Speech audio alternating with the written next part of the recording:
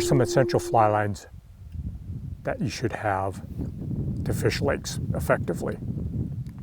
And they're basically either full floating lines, which mean the whole line floats all the time.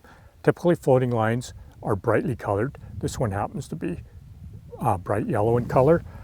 And here's another floating line that's just like a dull peach in color, but they're typically brightly colored versus sinking lines, which are darker colored. And so that's the basic difference.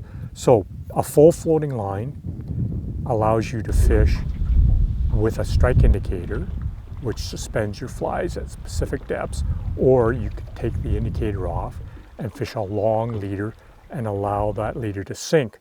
So you can fish floating line, strike indicator, floating line, varying length of leader length, and a sinking fly, no indicator. Those are the two ways you fish with that floating line.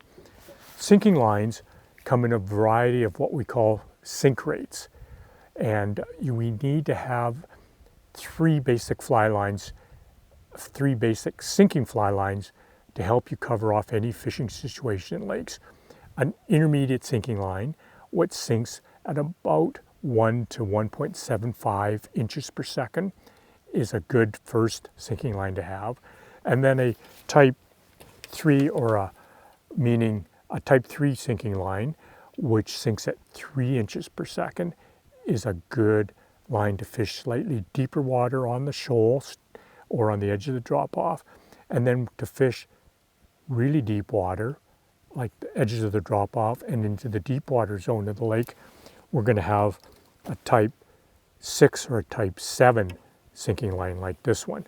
So when you buy fly lines, they'll say on the box type 1, 2, 3, 4, 5, 6, or 7. Type 1 is your intermediate line, and then type 2, type 3. As the number gets bigger, the rate of sinking increases. So the type 2 is 2 inches per second, the type 4 is 4 inches per second, the type 7 sinks at 7 inches per second, and that's one of the fastest fly lines that you can have. So to complete your kit for fishing lakes, a full floating line, a type 1 or an intermediate sinking line, a type 3 sinking at 3 inches per second, and a type 6 or a type 7 sinking at 6 or 7 inches per second would allow you to fish anywhere in a lake where fish are going to be living at various times of the year.